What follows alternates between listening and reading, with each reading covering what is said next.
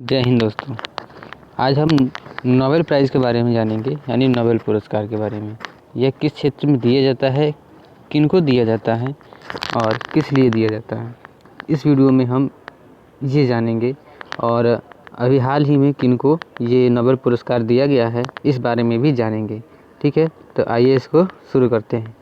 दोस्तों, यदि आप किसी परीक्षा की तैयारी करते हैं या फिर एक सामान्य नागरिक भी हैं और आप शिक्षित हैं, तो आपको ये जानना आवश्यक है कि कौन सा पुरस्कार क्या होता है। उन्हीं सब पुरस्कार में ये आता है नोबेल पुरस्कार। नोबेल पुरस्कार जो दुनिया का सबसे बड़ा प्रतिष्ठित पुरस्कार होता है। ठीक है, ये मानव जाति के कल्याण के उत्कृष्ट योगदान देने वालों को दिया जाता है। और नोबेल पुरस्कार प्रत्येक वर्ष अल्फ्रेड नोबेल की पुण्यतिथि, यानी कि इनकी आज डेट हुई थी, इस पर दिया जाता है। किस दिन? 10 दिसंबर को वितरित किया जाता है। यानी अल्फ्रेड नोबेल का डेथ कब हुआ था? 10 दिसंबर को। ठीक है, अल्फ्रेड नोबेल के बारे में भी जान लेते हैं कि ये कौन थे और नोबेल पुरस्कार किस लिए दिया जाता है। तो अल्फ्रेड नोबेल एक आविष्कारक थे जिन्होंने डायनामाइट का खोज किया था। डायनामाइट का आविष्कार किया था किस सन में? 1867 में। जन्म 21 अक्टूबर 1833 में स्वीडन में, यानी स्वीडन कहाँ है? स्टॉकहोम में हुआ था। ठीक है, और इनकी मृत्यु कब हुई थी? 1896 में। अल्फ्रेड नोबेल एक आविष्कारक थे। इन्होंने डायनामाइट का खोज 1867 में किया था। अल्फ्रेड नोबेल मरने से पहले एक वसीयतनामा लिखा। अल्फ्रेड नोबेल क्या लिखे थे? एक वसीयतनामा कि नोबेल फाउंडेशन की स्थापना की। किसने? अल्फ्रेड नोबेल ने। ठीक है, कब? 29 जून 1900 में एक इन्होंने वसीयतनामा लिखी नोबेल फाउंडेशन की स्थापना करते हुए। ये नोबेल फाउंडेशन था, इसमें 4 संस्थाएं स्थापित की गई थी जो पुरस्कार प्रदान करती थी। उस कितनी संस्था थी? 4। ठीक है, कौन कौन सी? कारोलिंस्का संस्थान, ये मेडिसिन में दी जाती थी, यानी कि दवाई के क्षेत्र में दी जाती थी। स्वीडिश एकेडमी, ये साहित्य में दी जाती थी। नॉर्वेजियन नोबेल समिति, ये शांति के लिए दी जाती थी। Royal Swedish academy of sciences, ये फिजिक्स में, केमिस्ट्री में और इकोनॉमी के क्षेत्र में दी जाती थी। ये हमने समझ लिया कि नोबेल पुरस्कार किनके द्वारा और किन किन क्षेत्रों में दिया जाता है। ठीक है, तो आप इसको एक बार और रिवीजन करके देख लेंगे तो आपको अच्छे से समझ में आ जाएगा कि 4 संस्था द्वारा इन क्षेत्रों में ये नोबेल पुरस्कार को दिया जाता है। ठीक है, अब बढ़ते हैं अगले। दोस्तों, अब हम देखते हैं कि नोबेल पुरस्कार 2021 में किनको किनको दिया गया था, वो भी ट्रिक के साथ देखेंगे और याद भी करेंगे। ठीक है, तो नोबेल पुरस्कार पहला दिया गया था सबसे पहले अब्दुल रज़्ज़ाक गुरनाह को। ठीक है, जो ये क्या थे? राजा थे, किंग थे। ठीक है, सबसे पहला नोबेल पुरस्कार अब्दुल रज़्ज़ाक गुरनाह को दिया गया था। आप इनको कैसे याद रख सकते हैं? ये बीच का जो वर्ड दिया है रज़्ज़ाक, ठीक है, तो आप इसको याद कर सकते हैं राजा से। ये इधर ट्रिक है। ठीक है, ये ट्रिक है जिससे कि आप याद कर सकते हैं कि पहला पुरस्कार किसको दिया गया था? अब्दुल रज़्ज़ाक गुरनाह को। जो एक रज़्ज़ाक थे, इनको आप इस तरह से याद कर सकते हैं राजा के। जो एक क्या थे? जंजीबार, यानी तंजानिया के थे। और इन्होंने क्या लिखा था? उपन्यास, कौन सा? पैराडाइज। और इनको किस सम्मानित किया गया था? बुकर पुरस्कार 1994 में। ठीक है, और आपके दिमाग में ये प्रश्न आ रहा होगा कि सभी लोग भी साहित्य लिखते हैं तो उनको क्यों नहीं दिया गया? तो इनको इसलिए दिया गया क्योंकि उपनिवेशवाद के प्रभाव और संस्कृति के बीच शरणार्थियों के भाग्य के बारे में करुणामय लेखन के लिए दिया गया था। उपनिवेश एक तरह का कह सकते हैं कि गुलामी। ठीक है, और उनके प्रभाव संस्कृति के बीच जो शरणार्थी थे, उनके करुणामय लेखन के लिए इनको ये पुरस्कार दिया गया था। हमने देख लिया कि साहित्य के क्षेत्र में पुरस्कार किनको दिया गया था, लेकिन अब देखते हैं कि चिकित्सा के क्षेत्र में पहला और दूसरा पुरस्कार किसको दिया गया है। आइए समझते हैं। ये पुरस्कार मेडिसिन के क्षेत्र में दिया गया था, यानी चिकित्सा के क्षेत्र में। नोबेल पुरस्कार विजेता के बारे में देखते हैं। पहले हैं डेविड जूलियस, ठीक है, और दूसरे हैं अर्दिम पटापाउटियम।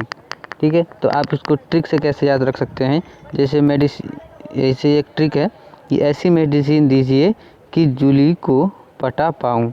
तो जूली से क्या हो जाएगा जूलियस, पटा पाऊ से क्या हो जाएगा अर्दिम पटापाउटियम।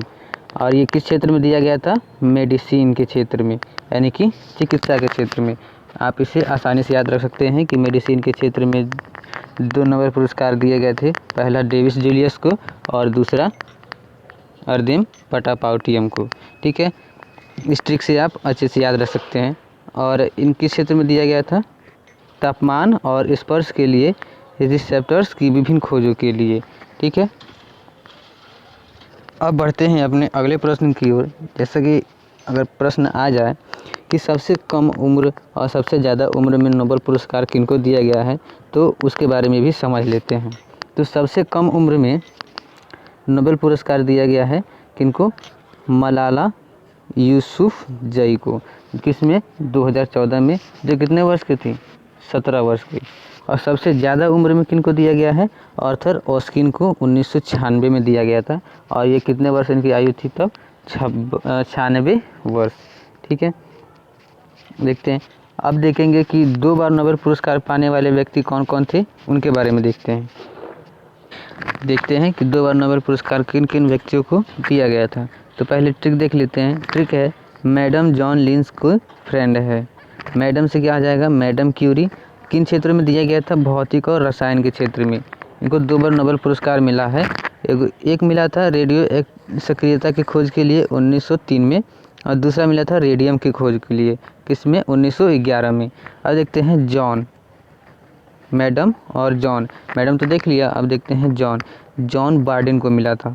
जॉन बार्डिन, इनको भी किस क्षेत्र में मिला था, भौतिकी यानी फिजिक्स के क्षेत्र में इनको, और इसमें भी फिजिक्स के क्षेत्र में 2 बार इनको भौतिकी के क्षेत्र में मिला है नोबेल पुरस्कार। पहला मिला था ट्रांजिस्टर इफेक्ट की खोज के लिए 1956 में। दूसरा मिला था अतिचालक का सिद्धांत देने के लिए 1972 में। तो इतना तो समझ में आया होगा कि मैडम से मैडम क्यूरी और जॉन से जॉन बार्डन। अब बढ़ते हैं नीचे। अब देखते हैं लिनस पॉलिंग। ठीक है, पॉलिंग को 2 क्षेत्रों में नोबेल पुरस्कार दिया गया था। पहला था रसायन यानी केमिस्ट्री क्षेत्र में, और दूसरा शांति यानी पीस के क्षेत्र में। ठीक है, और पहला रासायनिक बंध बनाने के लिए संबंधित जो जानकारी थी उनके लिए दिया गया था इनको 1 बार पुरस्कार। दूसरा शांति के लिए दिया गया था। किस सन में रसायन में बंध संबंधित के लिए दिया गया था, 1954 में। और दूसरा शांति में किस सन में दिया गया था, 1962 में। अब आते हैं फ्रेंड पर। फ्रेंड, ये इसे याद रख सकते हैं फ्रेडरिक सेंगर को। इनको भी 2 क्षेत्रों में दिया गया था 2 बार, रसायन के क्षेत्र में, दूसरा भी रसायन के क्षेत्र में। पहला रसायन के क्षेत्र में इंसुलिन और प्रोटीन की संरचना थी, इसके बारे में इन्होंने अध्ययन किया था और पता लगाया था, जिसके लिए इन्हें 1958 में नोबेल पुरस्कार से नवाजा गया था। दूसरा रसायन के क्षेत्र में डीएनए से संबंधित कुछ जानकारियाँ दी थी इन्होंने, इसलिए इनको फिर से 1980 में नोबेल पुरस्कार दिया गया। तो ये रहे वो लोग जिनको नोबेल पुरस्कार 2 बार प्राप्त हो चुका है। ठीक है, आप आशा करते हैं कि समझ में आया होगा और याद भी रखेंगे। इसको रिवीजन कर लेते हैं कि सबसे कम उम्र में किसको नोबेल पुरस्कार मिला था, तो मलाला यूसुफ़जई को 2014 में 17 वर्ष की अवस्था में। और दूसरा सबसे मिला था सबसे अधिक उम्र में सबसे पहले आर्थर ऑस्किन को, जो 96 वर्ष के थे 1996 में। और नोबेल पुरस्कार पाने वाले जो व्यक्ति थे उनके ट्रिक क्या है, मैडम जॉन लिनस की फ्रेंड है। तो मैडम से मैडम क्यूरी, जॉन से जॉन, ऐसे नीचे आप देख सकते हैं और याद कर सकते हैं। ये विश्व में सभी देशों के निवासियों को दिया जाता है, सभी क्षेत्र में दिया जाता है। सभी क्षेत्र में नहीं, वरन जिसको हमने बताया था उन क्षेत्रों में दिया जाता है। तो इसमें हमारा भारत देश कैसे पीछे रह सकता है।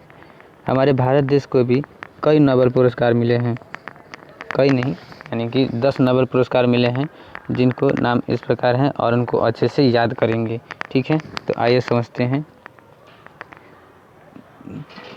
तो वो ट्रिक क्या है, वो ट्रिक है यानी अब तक 10 भारतीयों को नोबेल पुरस्कार मिल चुका है। और ट्रिक है रविचंद्र का हार गया मैच आराम से जीतोगे।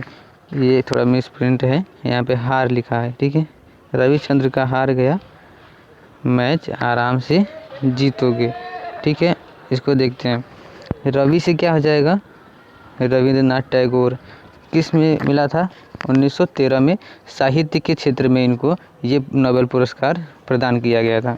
दूसरा चंद्र यानी चंद्रशेखर वेंकट रमन को 1930 में मिला था, और किस क्षेत्र में, भौतिकी के क्षेत्र में।